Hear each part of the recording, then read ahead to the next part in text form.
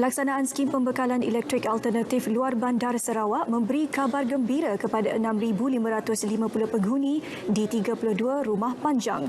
Perincian lanjut bersama Damia Cassandra Manja langsung dari Bumi Kenyalang. Terima kasih Syuhaida. Assalamualaikum dan salam sejahtera. Sejumlah 880 isi rumah atau 6,550 penghuni dari 32 rumah panjang di Kapit dan Bukit Mabung kini menikmati bekalan elektrik 24 jam melalui pelaksanaan SARIS atau Skim Pembekalan Elektrik Alternatif Luar Bandar Sarawak dengan kos RM42 juta.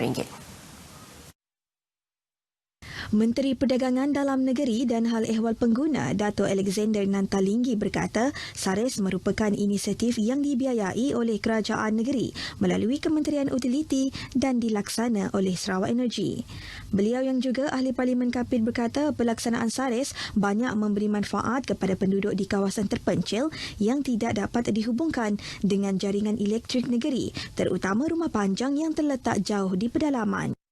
Selama ini, setengah-setengah daripada kampung ini hanya bergantung kepada elektrik yang dijanakan oleh generator set ataupun jana kuasa kecil yang selalu rosak dan juga mahal dari segi penjanaannya menggunakan minyak diesel dan juga maintenance-nya.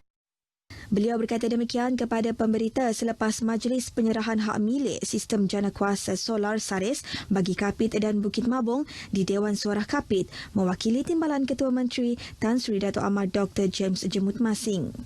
Jelasnya lagi di Kapit terdapat lebih daripada 3,100 isi rumah dari 142 kampung di bahagian Kapit kini mendapat akses elektrik 24 jam. Terdahulu dalam ucapannya, beliau mengingatkan agar semua penduduk terus berusaha mengekalkan keharmonian dan perpaduan di Sarawak. Kementerian Kebajikan Kesejahteraan Komuniti, Wanita, Keluarga dan Pembangunan Kanak-kanak KWKPK komited mempertingkat kerjasama dengan Pergerakan Wanita Persatuan Kebangsaan Dayak Bidayuh DBNA. Menterinya Datuk Seri Fatimah Abdullah berkata, kerjasama ini penting terutama sekali dalam agenda memperkasa kemahiran perniagaan wanita Bidayuh dalam teknologi digital. Datuk Seri Fatimah Abdullah berkata kerjasama era tersebut juga dijangka memberi manfaat dalam usaha memelihara warisan budaya kaum Bidayuh. Beliau berkata demikian dalam sidang media selepas menerima kunjungan hormat daripada rombongan Pergerakan Wanita DBNA yang diketuai pengerusinya, Kaunselor Teresa Udam di Kuching. Datuk Seri Fatimah turut memuji pergerakan berkenaan kerana mempunyai agenda terperinci bagi tempoh 3 tahun akan datang selari dengan usaha kementeriannya memperkasakan peranan wanita. Terdahulu, Teresa Udam yang baru dilantik sebagai pengerusi tersebut berkata pergerakan itu serius dalam menangani isu penyalahgunaan dadah dalam kalangan belia masyarakat Bidayuh di luar bandar melalui program yang menyasarkan penglibatan wanita khasnya para ibu. Pemimpin di peringkat akar umbi diseru memperkukuh hubungan khususnya dengan agensi bertanggungjawab seperti pejabat daerah, polis dan agensi anti dadah kebangsaan. Ahli Parlimen Kota Semarahan Rubiah Wang berkata ia penting untuk pelaksanaan program yang lebih efektif untuk masyarakat.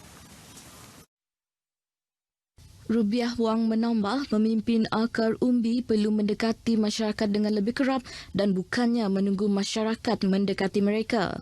Beliau berkata demikian semasa merasmikan bengkel kepolisan komuniti daerah Semarahan.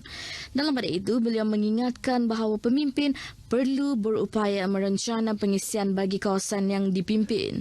Pengisian itu termasuk mengadakan rondaan secara berkala, aktiviti yang boleh mengeratkan perpaduan serta program-program yang boleh meningkat kesedaran dan pengetahuan mengenai isu semasa. Jawatankuasa Pengurusan Bencana Negeri JPBN Sarawak memaklumkan bahawa tiada kes baharu positif COVID-19 direkodkan hari ini. Ini menjadikan jumlah keseluruhan kes positif di Sarawak kekal sebanyak 700 kes. Dimaklumkan juga satu kes baru telah pulih dan dibenarkan discharge dari Hospital Umum Sarawak hari ini menjadikan jumlah keseluruhan kes positif yang telah pulih dan dibenarkan discharge setakat hari ini meningkat seramai 677 orang. Manakala seramai 4 orang masih menerima rawatan dalam wad isolasi hospital. Kluster alam di Bintulu dilaporkan masih aktif dengan 7 orang telah pulih dan dibenarkan discharge dari hospital, menjadikan 1 kes masih menerima rawatan di Hospital Bintulu. Sebanyak 5 pesakit dalam siasatan PUI yang baru dilaporkan dan 2 kes PUI masih menunggu keputusan ujian makmal. Polis Diraja Malaysia hari ini juga telah mengeluarkan 59 notis kompaun kerana tidak mematuhi garis panduan. Manakala 5 tangkapan telah dilakukan ke atas seorang pemilik pusat hiburan dan 4 pekerja di Bintulu kerana beroperasi lebih masa dan tidak mematuhi SOP pusat hiburan. Semangat patriotisme sempena sambutan Hari Kebangsaan dan Hari Malaysia tetap dizahirkan oleh masyarakat walaupun sedang mengharungi tempoh Perintah Kawalan Pergerakan Pemulihan PKPP. Naib Ketua Parti Pesaka Bumi Putera Bersatu PBB Cawangan Satok Hilmi Osman memberitahu semangat patriotisme itu tidak patah, malah terus disemarakkan menerusi pelbagai platform. Sehubungan itu, Hilmi menyeru agar masyarakat di Sarawak terus bersatu hati dalam memelihara keamanan negara dan bertoleransi lebih-lebih lagi ketika negara berdepan dengan cabaran COVID-19. Beliau berkata demikian pada program Merdeka at Community di Kuching.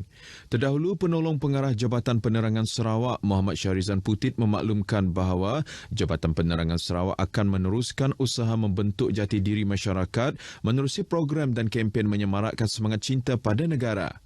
Justru sebagai tanda cinta pada negara, beliau mengingatkan masyarakat supaya terus mengibarkan jalur gemilang di kediaman masing-masing sempena sambutan Hari Kebangsaan dan Hari Malaysia. Baik saudara, sekian berita dari Sarawak dan kita kembali bersama Syuhaida di Angkasa Puri. Silakan. Baik, terima kasih Damia dengan perkembangan tersebut.